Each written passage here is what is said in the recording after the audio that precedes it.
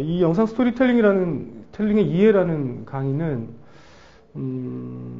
가장 큰 목표는 어쨌든 이야기하기에 대한, 특히나 영상으로 이야기하기에 대한, 뿌리, 혹은 씨앗을 찾아가면서 그런 근원들을 좀 이해해 가면서 나름대로의 어떤 그런 어떤 토대들, 바탕들, 추측들들. 그러니까 영상을 잘 모르시더라도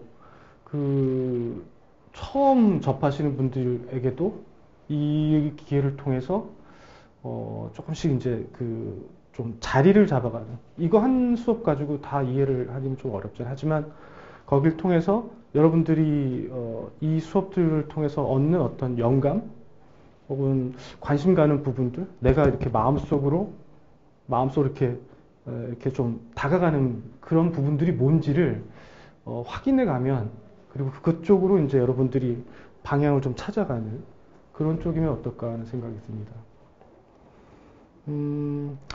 그런 의미에서 이 수업 제일 첫 수업은 시각 이미지의 역사 혹은 영화 전사라고 해서요.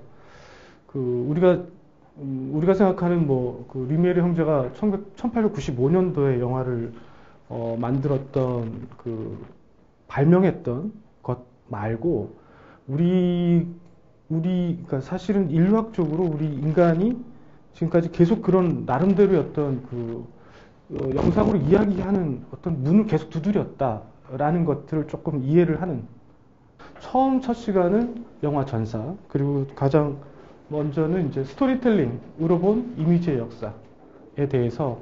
그러니까 지금은 이제 아무 생각 없이, 사람들이 인류가 이제 생각이란 걸 하고 말이란 걸 하면서부터 동굴에 그림도 그리고 뭐 이랬던구나. 그게 왜 그랬을까? 그건 뭘까? 그건 아마도 뭔가 이야기를 하고 싶어 했던 게 아닐까. 이런 것들을 좀 이해를 해보면 좋을 것 같습니다. 이 프랑스 남중부 쪽에 라스코 동굴이 있었대요. 근데 이제 이게 동굴 입구가 막혔어요. 동굴 입구가 막혔는데,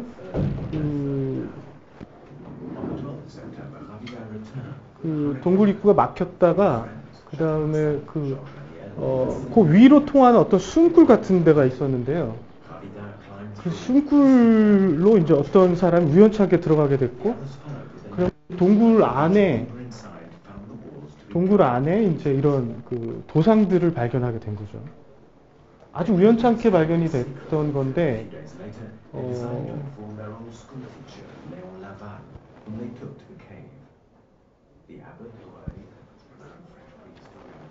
그래서 이제 발굴이 시작됐던 거고요. 근데 이 발굴되고 나서 얼마 안 있어갖고 이게 이제 자꾸 사람들이 이제 공기가 되니까 이제 이쪽에 동굴의 벽화가 좀 훼손이 돼서 지금 이제 이게 동굴을 아예 막아놨어요.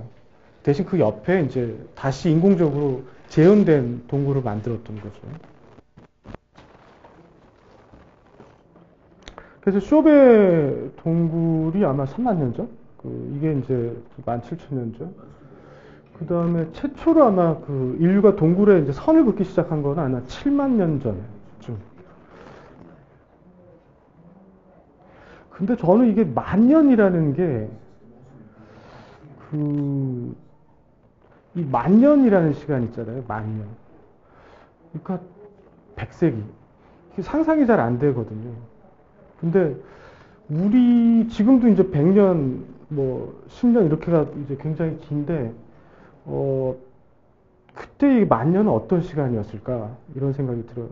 그래서 17,000년 전에 라스코 동굴 벽화가 있고, 그 다음에 기원전 7,000년 전에 이제, 울산의 암구대 암각화가 있는데, 방구대 암각화가 있는데, 그 만년이란 사이에, 여러 가지 일들이 있었던 것 같습니다. 대신 굉장히 정교한 어떤 사정들이 있었던 것 같고요.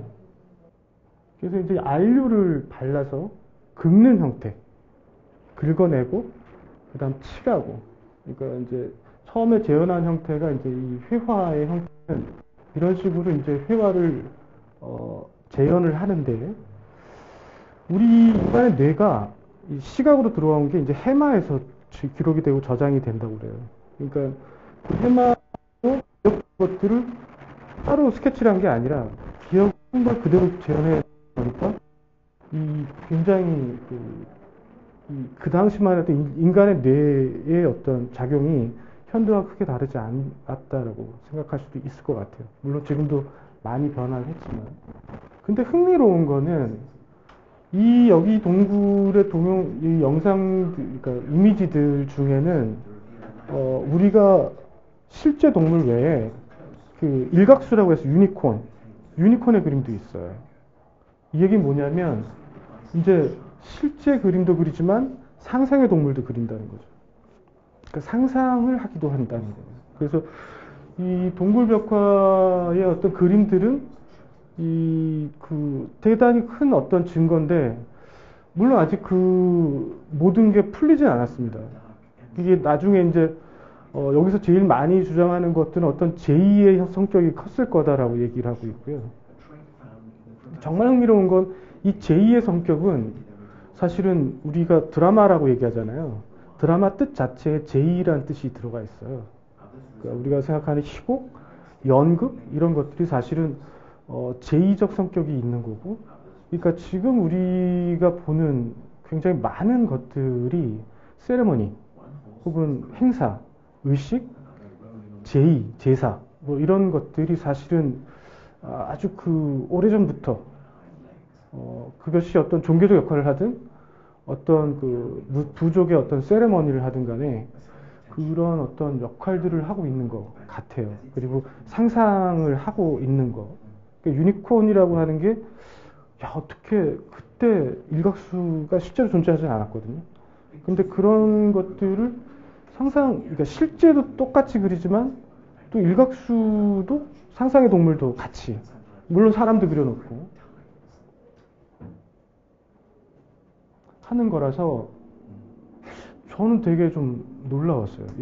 지금 이 강의를 위해서 이걸 한번 다시 봤는데, 이거 보면서,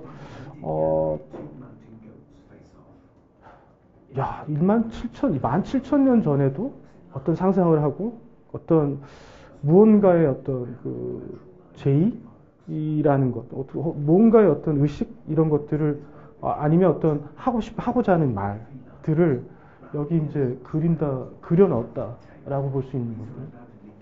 이 역할은 뭘까? 여기서 과연 무슨 얘기를 하고 싶어 했던 것이고, 왜 했던 것인가? 이거는 좀 더, 하여튼 좀 재밌었어요. 그래서 아마도 BC 만년이라는 영화도 있었지만, 그건 이제 뭐 전쟁이나 굉장히 어떤 험한 얘기도 했지만, 여기서는,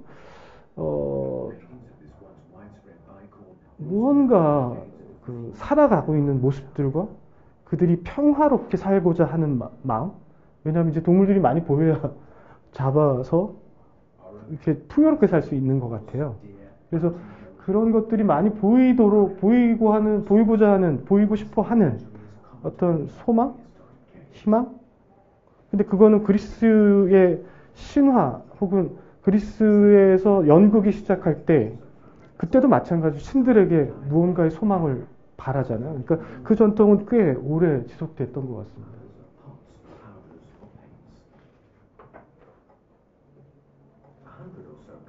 그래서 여기 이제 색깔들을 갈아서 돌에 염료를 갈아서 거기다 묻힌다 이런 설명을 하는 거고요. 그래서 여러 가지 이제 여기서의 어떤 그림을 그리는 형태들 얘기하는 것 같고요. 그래서 이게 이제 여기서도 유니콘이라는 게 등장한다. It's possible though to reinsert it with the aid of a photograph taken in 1948. The head of a small horse reappears. Likewise, a large horse's head, painted in the same style as the neighboring oryx. On the opposite wall, there is the slightest trace of a sex. 그래서 지금 여기서 이 그렸던 화가가 혹은 제사장이 표현하고 싶었던 건 아마도 움직이는 게 아닐까. 그리고 사냥했을 때 직접 자기가 기억했던 어떤 영상을 구현하고 싶었던 것 같고, 보통 움직이는 영상들이 많이 있습니다. 사진적이기도 하지만 어찌 보면 그런 흐름들을 좀 이야기하고 싶었던 것 같아요. 그래서 이 갤러리가 처음에 큰 갤러리가 있고 다음에 지굴이 있어요. 그래서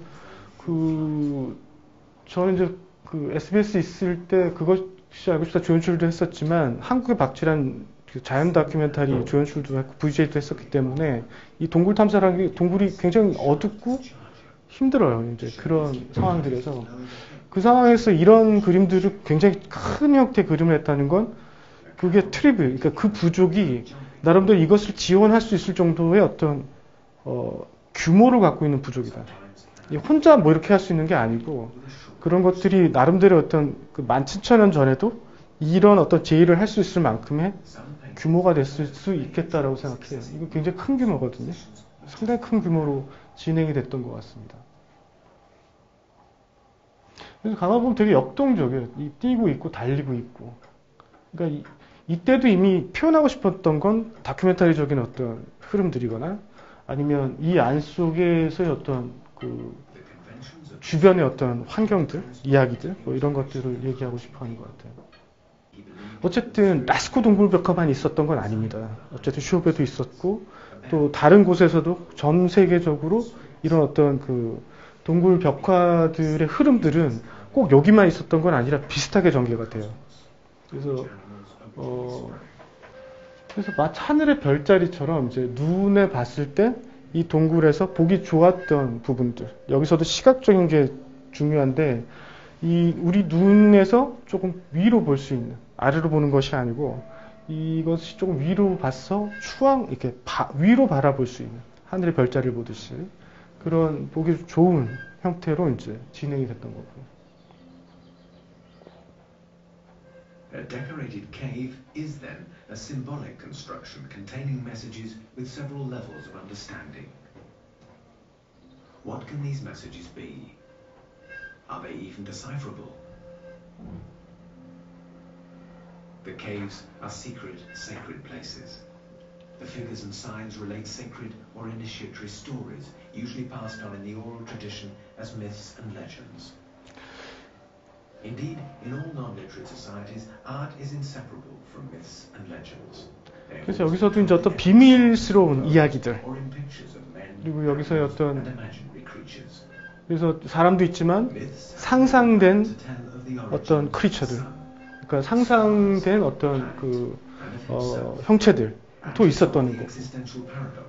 결국은 상상이 시작된 곳으로서 동굴벽화.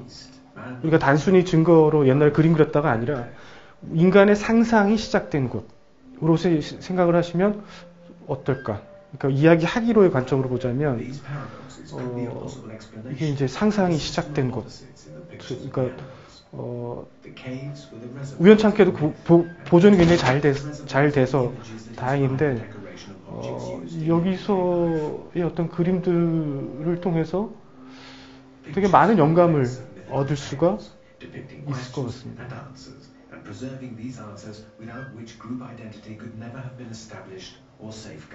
자, 여기서는 이제 일단 원천적인 형태들이 많이 등장해요. 이제 동물, 상상이 된 어떤 형태들, 인간들 이렇게가 진행이 되고요. 그래서 요 정도 이제 한번 집에서도 한번 보시면 좋을 것 같습니다. 그 다음이 이제 만 년이 지났어요. 이 전까지 구석기 시대였고 이제 시각 이미지가 조금 더 나아지겠죠. 이제 신석기 시대 암각화로 들어갑니다. 이제 동굴벽화에서 암각화인데 역시 마찬가지로 암각화 역시 이게 긁는 형태, 날카로운 돌로 이제 벽면을 긁어내는 형태인데 우선 대곡리 방구대 암각화의 EBS에서 만든 동영상인데 한번 보시면 좋을 것 같습니다. 자, 이제 만 년이 지났습니다. 이제 17,000년 전에서 이제 기원전 7,000년으로 갔어요. 이제 생활이 좀 많이 바뀌었을 거예요. 그리고 표현할 수 있는 표현의 방식도 조금 달라졌을 것 같아요. 저 아까도 처음에 시작 때 말씀드렸지만 만 년이라는 시간은 상상이 잘 안 되거든요. 상상이 안 되지만 어쨌든 인류가 그 시간을 존재했고 또 더 확장이 됐고 더 구체화됐던 것 같아요. 그리고 삶의 형태가 더 이제 좀 다양해진 것 같고.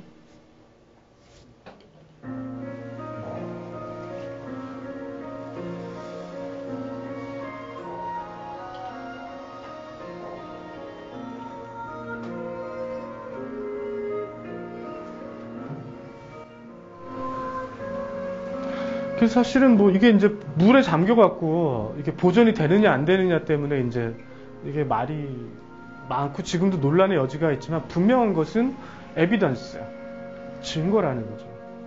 이거 되게 아까도 이제 라스코 동굴벽화나 이게 동굴벽화들이 문화적 유산으로 우리한테 많은 상상을 주잖아요. 상상할 걸. 이 신석기 전기의 어떤 이 동굴 암각화도 우리한테는 굉장히 큰 어떤 상상할 거리를 주고 있다는 거죠. 그리고 굉장히 중요한 거는 여기 등장하는 그 그림들이 굉장히 과학적이라는 거예요. 이 자연 다큐 하듯이 정확하게 구현하고 있는 거죠. 여기서 예를 들어서 그 귀신고래가 그 아기 그 귀신고래를 업고 있다라든지 이제 등장하겠지만, 그러니까 과학적이라는 거. 이게 그때 과학이라는 거에 대한 개념이 잡히지 않았을 때지만,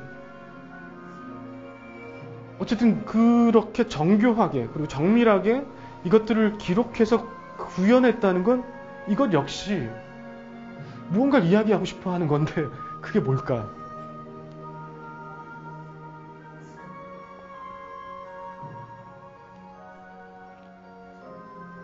이 고리만 있는 게 아니고,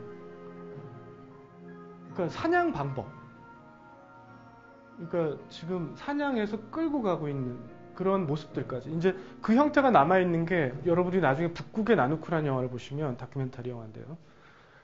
실제로 에스키모인들이 이제 바다 사자, 큰 형태 바다 사자를 꽂아서 이제 끌어당기는 모습이 남아 있습니다. 그래서 그런 것들이 아마도 그런 뿌리로 보면 비슷하다. 작사를 꽂고 거대한 해양 생물체를 끌어올리는.